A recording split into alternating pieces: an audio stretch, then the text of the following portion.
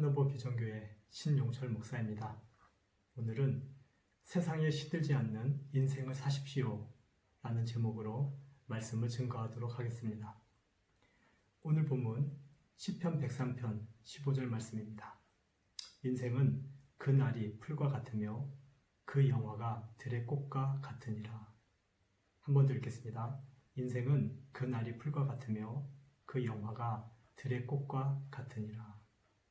오늘 말씀에서 우리 인생의 날은 풀과 같다라고 말씀합니다. 또 우리 인생의 영화가 들의 꽃과 같다라고 말씀합니다. 우리의 날이 풀과 같다는 것은 우리 날에 한계가 있다는 것입니다. 풀의 날은 한철입니다. 아무리 청청한 풀도 가을 고독을 입고 시름시름 앓다가 사그라지고 쓰러지게 됩니다. 또한 우리 영화가 들의 꽃과 같다는 것은 꽃의 그 화려함을 아무도 알아주는 이가 없다는 것입니다.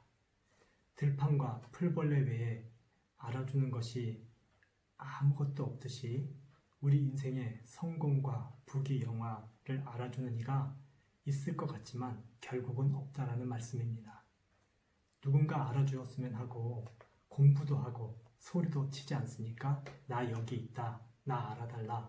그렇지만 아무도 나를 꽃병에 꽂아주면서 너 거기 있구나 라고 여겨주는 사람이 없다라는 것이 바로 오늘 말씀의 요지입니다. 내 존재가 어떤 존재인데, 어떤 생명인데 풀과 들꽃에 비유하는가? 만유를 느끼고 만유를 호령하고 만유 안에서 해와 별 같은 존재가 바로 나인데, 그렇게 항변하고 싶지만 앞선 세대를 우리가 무시하고 기억하지 못하듯이 우리 또한 이후 세대에 그렇게 될 것을 모르는 바가 아닙니다. 내가 어떤 존재인데 하고 말하는 그것 또한 들풀과 같은 인생의 회한이라는 것입니다. 장정이라도 죽으면 소멸되나니 인생이 숨을 거두면 그가 어디 있느냐. 욥기 14편의 말씀입니다. 장정이라도 죽으면 소멸된다고 합니다. 그가 어디 있느냐고 묻습니다. 장정이 산 날도 풀이고 절세 가인의 미모와 그 영화도 들꽃이라고 한다면 평범한 저와 여러분의 꿈과 삶은 무엇이란 말입니까? 도대체 우리는 어떻게 살아야 우리 가슴이 시리지도 저리지도 않게 살 수 있을까요? 우리 힘으로 세상에 시들게 하지 못하는 그런 인생은 정말 살 수 없다는 말씀입니까? 여기 인생의 힘으로, 자신의 힘으로 시들지 않는 꿈과 사랑을, 그리고 그 인생을 꽃피우려고 했던 사람이 있습니다. 6.25 전쟁을 기념하여서 만든 드라마 로드 넘버 1의 남자 주인공 이장우입니다. 올해는 6.25 전쟁 발발 70주년입니다. 70년 전 우리처럼 청춘이었던 우리 부모님 세대, 우리 할아버지 세대의 삶과 꿈과 사랑을 이 드라마에서 엿볼 수 있었습니다.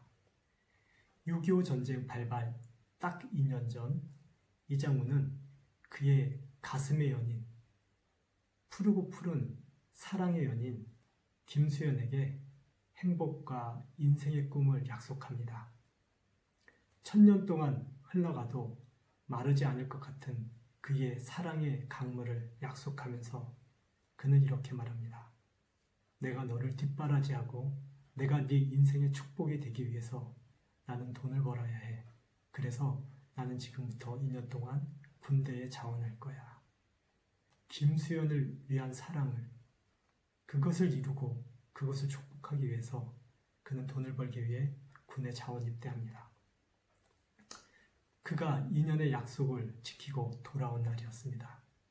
김수연과 이장우는 영원한 사랑을 약속합니다. 그런데 참 무심하지요. 다음 날이 바로 6월 25일입니다. 남북전쟁이 발발한 것입니다. 이장우와 김수연의 사랑과 꿈과 인생 도전은 한반도 6.25 전쟁 발발과 함께 소용돌이로 빨려 들어갔습니다. 그리고 3년 7개월의 전쟁, 그리고 이후 남북의 분단, 그 상황에서 이장우는 북으로, 김수현은 남으로 영원히 이별되어 갇혀버리는 그런 인생이 되었습니다. 그렇게 자신들이 원치 않던 인생을 살던 두 사람, 그러면서 서로를 잊지 않고 그 사랑을 열매 맺고자 살았던 그 사람. 시간은 60년이 지나서 이장우는 탈북하여 김수현에게 돌아옵니다. 그리고 김수현을 찾아갑니다.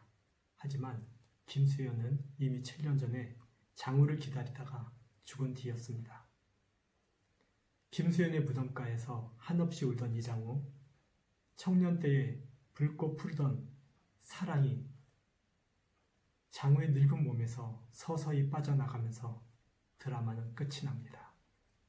이 드라마는 자신감에 충만했던 이장우라는 그 푸른 인생이 예기치 못한 세상의 시련 6.25 앞에 어떻게 허무하게 끝나는지를 보여줍니다.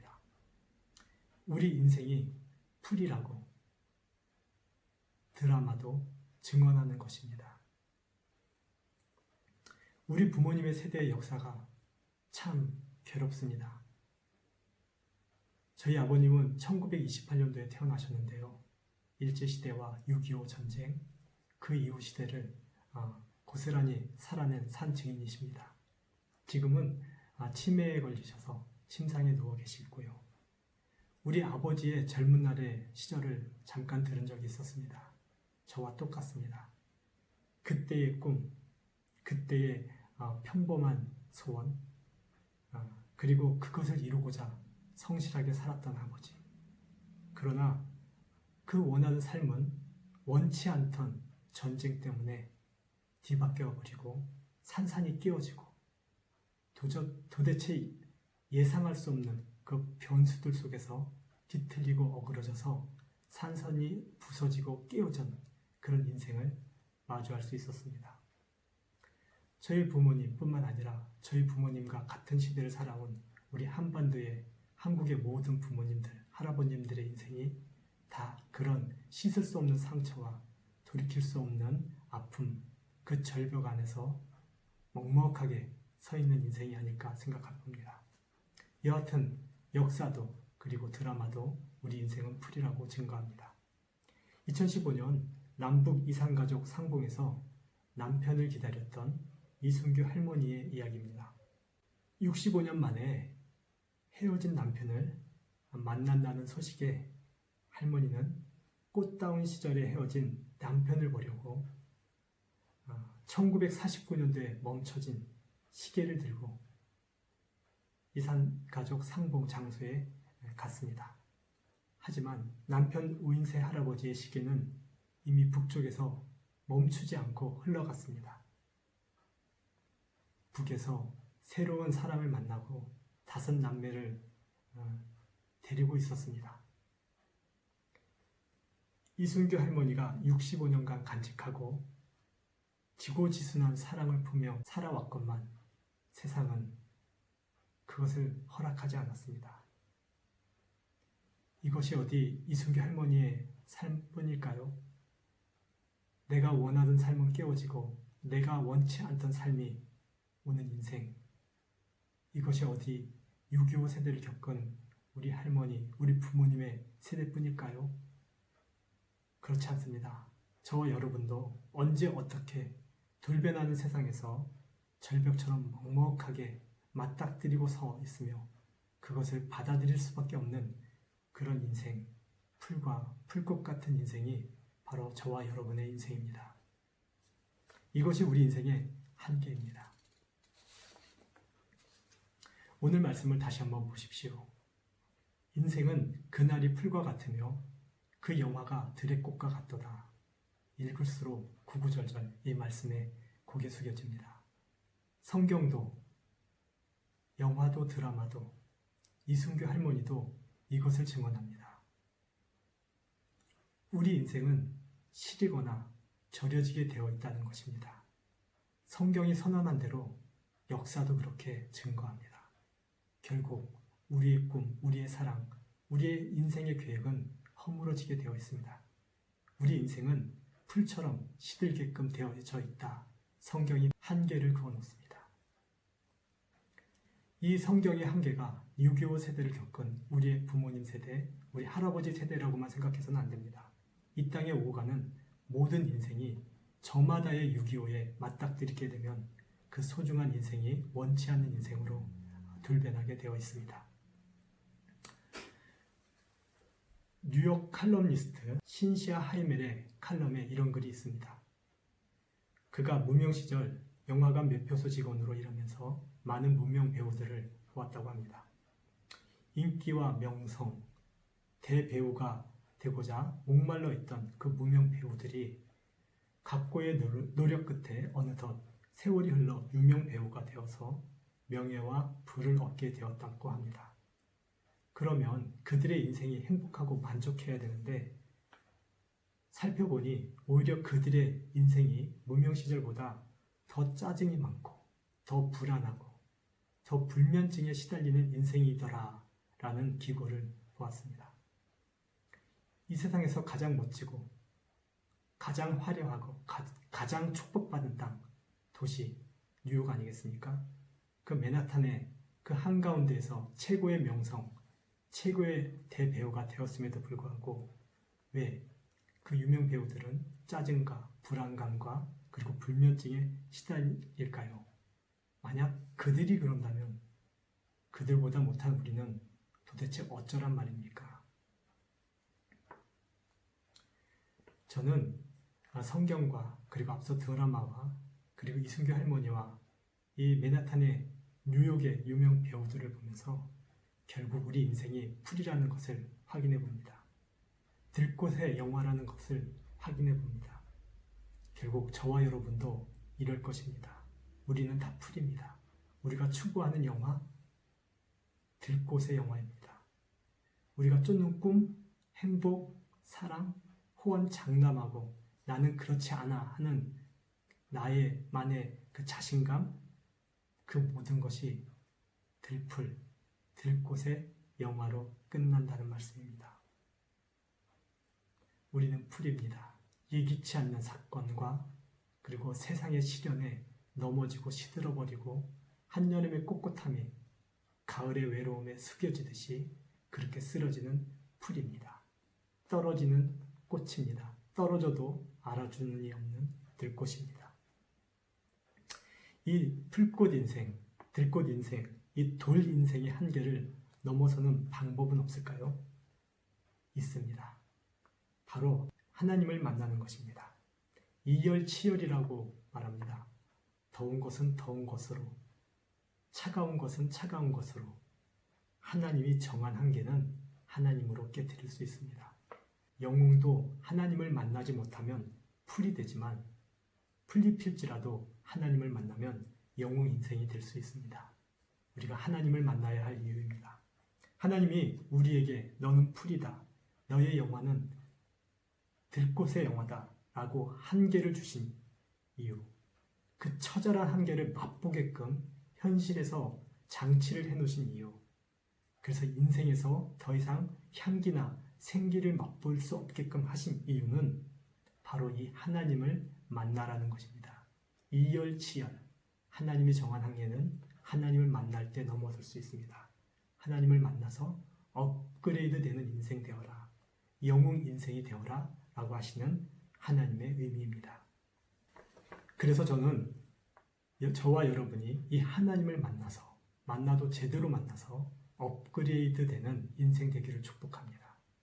성경에 보면 들풀로 끝나가던 인생이 업그레이드 된 인생이 있습니다. 바로 나오미입니다. 룻기에 보면 나오미의 인생이 나옵니다. 나오미는요, 한마디로 실패한 인생입니다. 남편도 죽었고요, 믿던 자식도 죽었습니다. 그리고 자기가 데리고 온 아내는 히브리 말도 못하는 모압의 여인, 힘없는 여인입니다. 누가 뺏어가면 뺏길 수밖에 없는 그런 며느리 하나 데리고 고향 땅에 돌아와서 거지처럼 살던 여인, 밀 이삭 주우면서 끼니와 생계를 유지하던 여인이 나오미입니다. 나오미에게 소생할 수 있는 길이 있을까요? 그 풀인생, 풀꽃의 영화에 다다른 그 인생이 살 소망이 있을까요? 예, 성경은 그 인생이 소망을 있었다고 증거합니다. 바로 능력 있고 실력 있고 땅 부자이면서 지혜롭고 그리고 하나님을 잘 믿는 보아스를 만나면서부터입니다. 보아스가 나오미의 며느리 룻과 사랑에 빠지고 보아스가 룻에게서 손주, 손녀를 낳아줍니다. 그 손주, 손녀가 나오미의 손주, 손녀로 여겨주고 인정해줍니다. 그래서 나오미의 인생은 재산도, 집도, 몰락했던 가문도 다시 회생을 얻습니다. 이 실패한 인생 나오미가 보아스를 만나는 데에는 히브리인들이 지키는 독특한 제도, 바로 고엘 제도가 있었기 때문입니다. 그 고엘 제도 때문에 룻은 보아스를 만났고 나오미는 복된 인생으로 업그레이드 될 수 있었습니다. 그 고엘 제도는 무엇인가 하면 패가 망신한 친족의 재산과 가산과 그리고 그 친족의 끊어진 씨앗, 후손까지도 이어주는 제도입니다. 참 희한한 제도지요. 그래서 보아스가 낳은 아들은 보아스의 아들이지만 동시에 나오미의 손주가 됩니다. 그 고엘 제도로 말미암아 나오미는 보아스를 만났고 보아스는 나오미를 반드시 만나서 씨와 그 재산을 살려주어야 할 책임이 있는 자였습니다. 성경은 그것을 기업물을 자라고 합니다. 패망한 기업을 다시 물리고 일으키고 세워줄 자.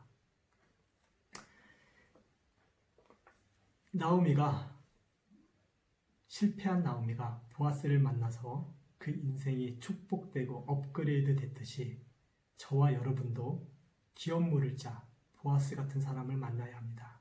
그게 누구입니까? 우리 인생의 기업을 다시 일으켜줄 자, 내 인생을 풀에서 별로 만들어줄 자, 그분이 누구일까요? 예수님입니다. 하나님입니다.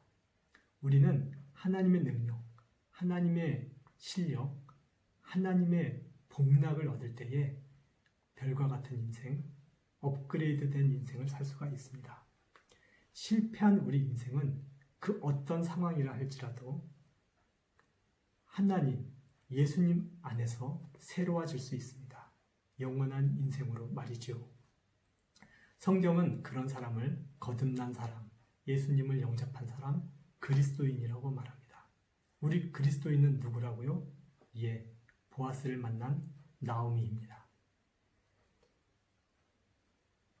나오미가 보아스의 힘으로 남편과 자녀의 끊어진 대를 이으며 축복을 얻었듯이 저희도 예수님을 만남으로 말미암아 풀꽃 영화로 끝날 우리 인생이 복된 인생이 될 수 있습니다. 이 고엘 제도를 묵상하면서 저는 이렇게 상상해 보았습니다. 보아스가 난 아들, 보아스가 며느리에게서 난 아들은 훗날 예수님의 조상이 됩니다. 그래서 마태복음에 보면 보아스는 룻에게서 아들을 낳고 그 아들은 다윗을 낳고 다윗은 예수 그리스도를 낳으니라 라고 하면서 메시아 예수 그리스도의 족보에 보아스가 룻에게서 낳은 아들이 나옵니다. 그러면 나오미의 손자가 아니란 얘기죠. 그런데 거기서 그치지 않습니다. 이 메시아의 집안 보아스가 난 그 아들을 나오미는요 내 아들이라고 주장할 수 있습니다. 이게 고엘 제도의 특권입니다. 보아스 결국 네 씨야, 너의 후손이고 너의 유력한 자녀 후손들이야. 하지만 말이지 고엘 제도에 의해서 기업을 물을 책임에 의해서 나는 너의 아들을 내 아들이라고 주장할 수가 있어. 이게 바로 나오미의 축복입니다. 예수님은 보아스의 계보에서 나왔습니다. 보아스의 씨앗으로 나왔습니다.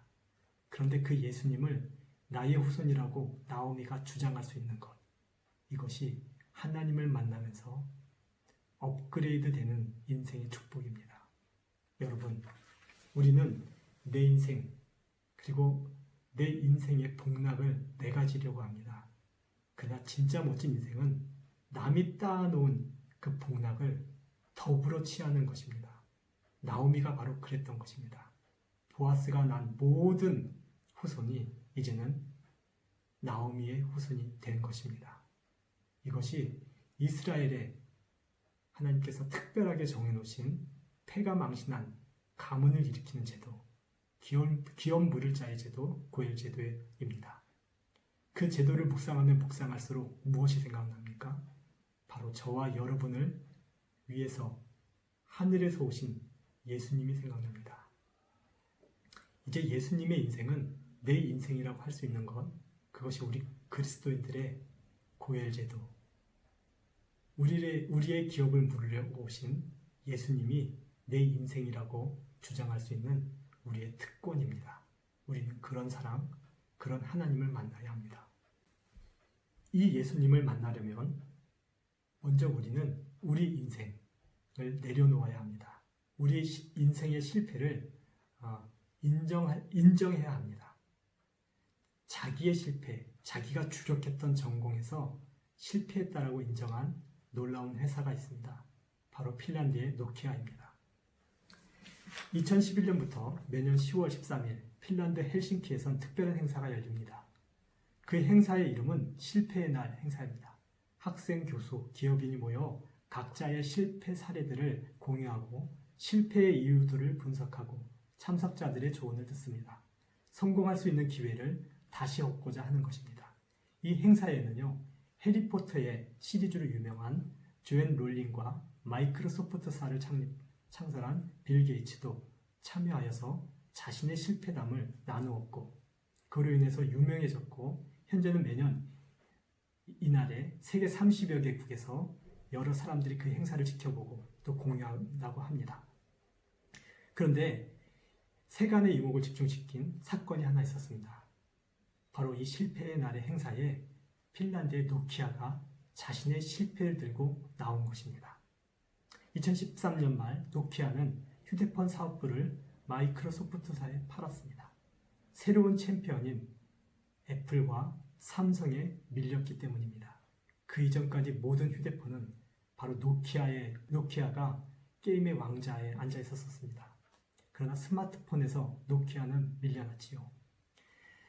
그 노키아의 CEO 스티븐 엘롭은 사상 최악의 CEO로 그에 뽑혔습니다.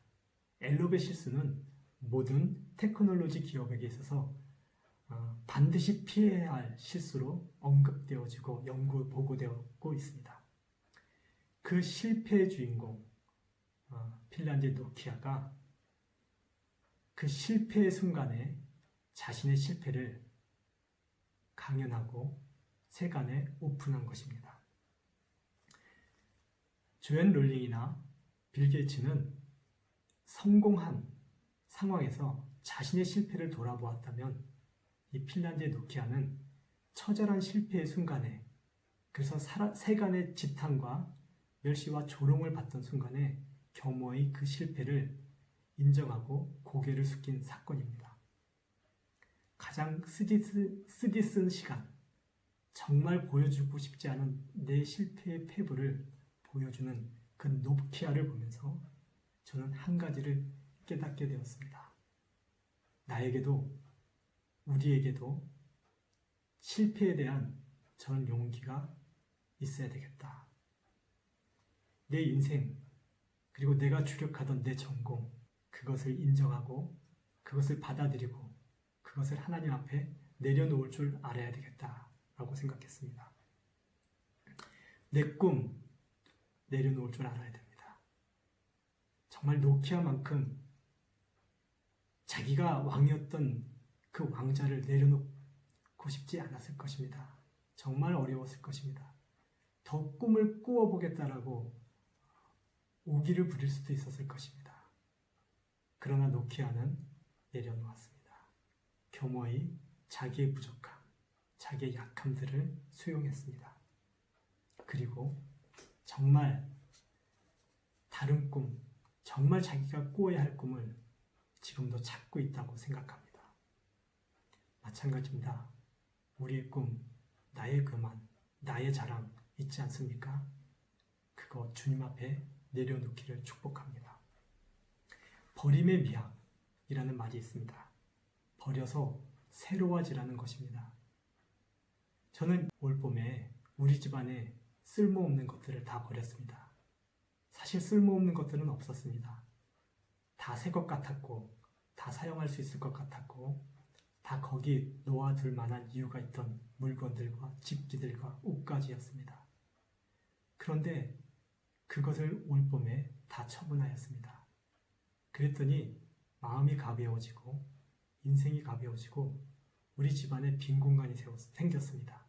아, 저곳에는 더 멋진 것으로 채워 놓아야겠다. 내가 쓸모없는 것들, 나한테 불필요했던 것들을 버리자 정말 나한테 필요한 것들이 들어올 공간, 자리가 생겼습니다.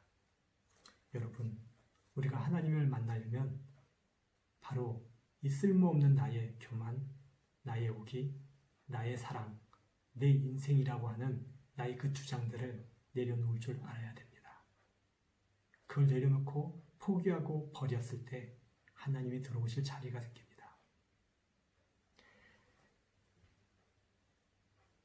풀 인생의 자랑, 돌 인생의 자랑, 들꽃 영화, 그것이 저와 여러분이라고 인식되어지는 순간 뒤도 돌아보지 마시고 내려놓고 주님 앞에 드리기를 축복합니다. 앞서 말씀드렸던 충북 청주에 사는 이순규 할머니에 대해서 다시 나눌 이야기가 있습니다. 남편이 다른 사랑을 찾은 사실을 안 이순규 할머니에게 한 기자가 물었습니다. 할머니, 서운하지 않으세요? 할머니는 그 남편의 사랑 믿고 65년 동안 홀로 사시면서 자녀 키우시면서 이렇게 기다렸는데, 그러자 이순규 할머니가 이렇게 대답했습니다. 아니에요. 원망하지 않아요. 서운하지 않아요. 그것도 엄연히 인생입니다. 그것도 엄연히 내 인생입니다. 이순규 할머니야말로 정말 슬픈 인생 아닙니까? 예기치 못한 6.25로 전쟁의 상흔에 그 인생이 빨려 들어갔고요. 아들과 자신을 잊은 남편의 배신을 65년 만에 확인하였고요. 자기 뜻과는 다른 방향으로 뒤틀려져서 흘러간 시간들이 거기 있었고요. 완전히 딴 방향에서 살고 있는 자신을 발견한 그 순간 그 할머니는 엄연히 그것도 하나님이 주신 인생이라고 고백합니다.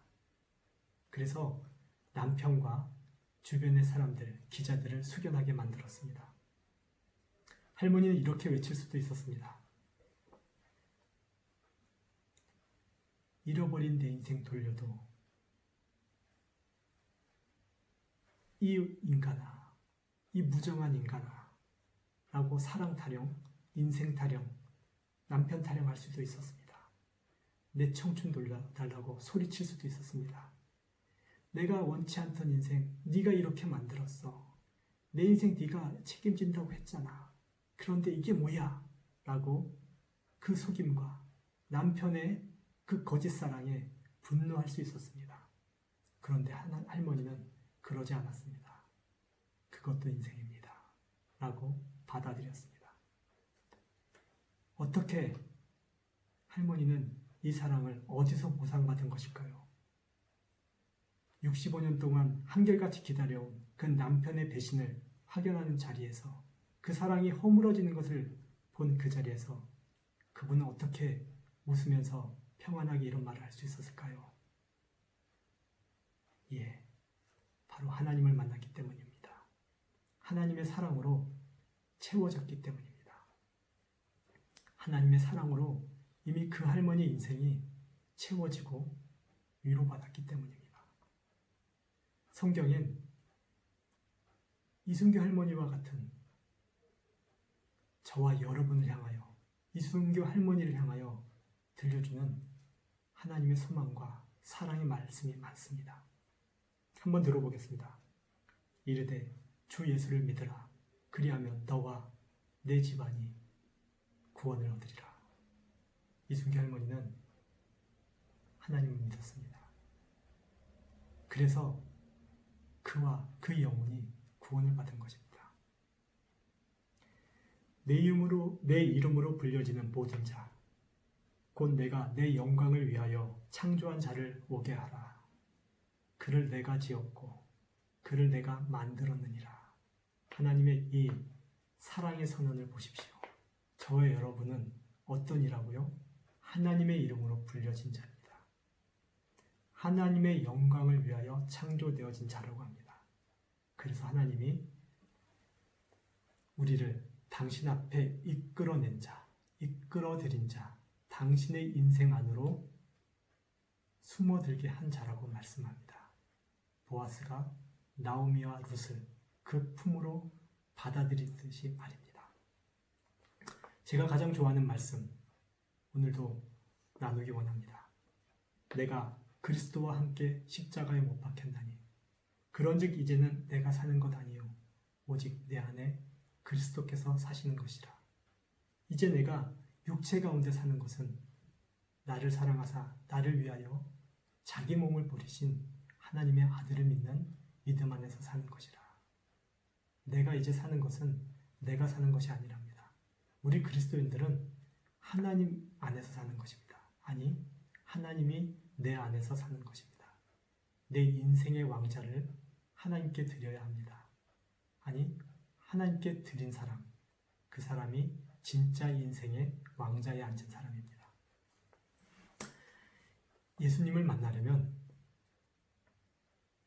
하나님을 만나려면 내 인생 왕자를 포기하고 내려놓으시기를 축복합니다. 수영을 할 때에는 물에서 떠야 합니다. 물에서 뜨려면 내 몸을 물에 맡겨야 합니다. 물에 맡기지 않고 내가 살아보겠다고, 헤엄쳐 보겠다고 버둥거리면 정말 물에 빠져 죽습니다. 물에 뜨는 원리, 시체의 원리가 있지 않습니까? 시체는 물에 뜬다고 합니다. 내가 다 죽은 사람, 내 것이 다 가라앉은 사람, 그 사람이 하나님 안에서 뜹니다. 하나님의 인생으로 떠오릅니다. 내 인생 가라앉히고 하나님 인생으로 떠오를 때에 나오미가 메시아의 조상이 되는 것 아니겠습니까? 메시아는 나의 후손이야 라고 외칠 수 있는 기업 부를 축복을 나오미가 받았듯이 저와 여러분도 그런 축복을 받을 수 있는 것 아니겠습니까? 우리 인생이 세상의 물에 가라앉고 들풀과 들꽃 영화라는 것을 인정하고 고개 들어 하나님을 바라볼 때에 하나님께서는 하늘 왕자에 앉혀놓으신 하늘 묵별에 앉으신 예수님을 너를 축복하는 인생, 너를 이끄는 인생, 바로 너다라고 우리에게 확인시켜 주시고 선물로 주시는 것입니다. 그 예수님을 선물로 받은 사람이 바로 저와 여러분, 우리 그리스도인들입니다.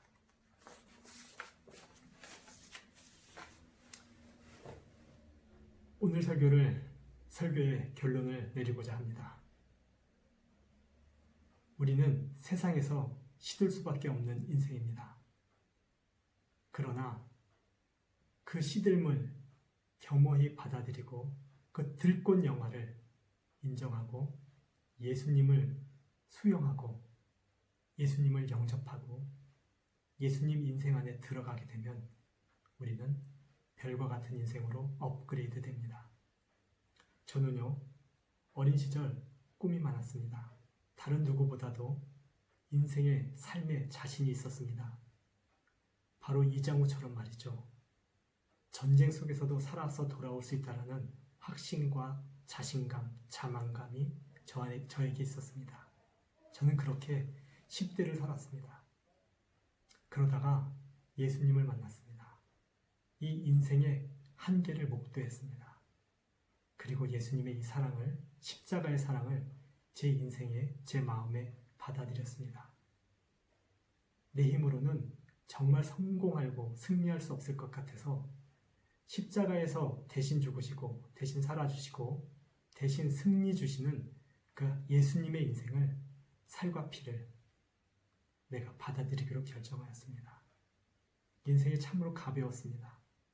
저는 지금 선교지 나와서 제가 사랑하는 아버지, 부모님, 그리고 가족, 형제, 친구, 그리고 조국을 떠나서 살고 있습니다.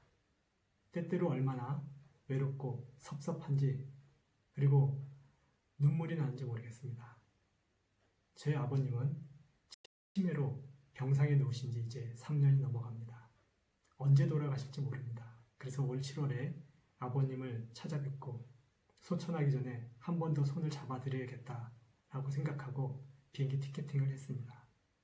그런데 코로나로 인해서 비행기가 결항이 되었고 올해는 갈 수 없을 것 같습니다. 그런 제 인생, 그런 제 계획을 보면 참 시들 수밖에 없습니다. 그런데 앞서 말씀드렸죠. 저는 저의 인생을 하나님께 이미 드렸습니다. 그래서 저는 아버님을 보지 못하지만 하나님께 요청합니다. 제 대신 가셔서 우리 아버지 손 잡아주시고 그 노년에 하나님 안에서 천국으로 인도받을 수 있게 해달라고 그렇게 믿고 그렇게 자긍하며 기도하고 그리고 감사하고 있습니다. 저의 가족은, 저의 형제는 한국 서울에 있습니다. 그런데 하나님을 만난 지금은 저의 가족은 한옥어 비전교회입니다. 이 낯선 땅에서 하나님이 옛사랑 지워버리시고 옛가족 지워버리시고 새로운 사랑, 새로운 가족을 주셨습니다.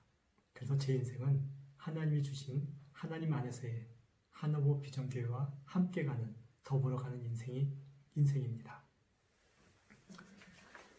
소중한 내 인생, 내가 이끌면 풀이 됩니다. 소중한 내 인생, 하나님이 이끌면 별이 됩니다. 소중한 내 사랑, 내가 사랑하면 들풀 됩니다. 하나님이 사랑하면 별이 됩니다. 역사를 이끌어 가시는 하나님께 내 인생을 위탁하시는 저와 여러분이 되기를 축복합니다. 세상에 시들지 않는 인생을 살기 위해서 저와 여러분은 하나님 인생 안으로 들어가시기를 축복합니다. 하나님의 인생, 하나님의 교회 안으로 들어오십시오. 하나님의 새로운 사랑으로 사십시오. 하나님이 주신 교회 안에서의 더불어 사랑으로 사십시오.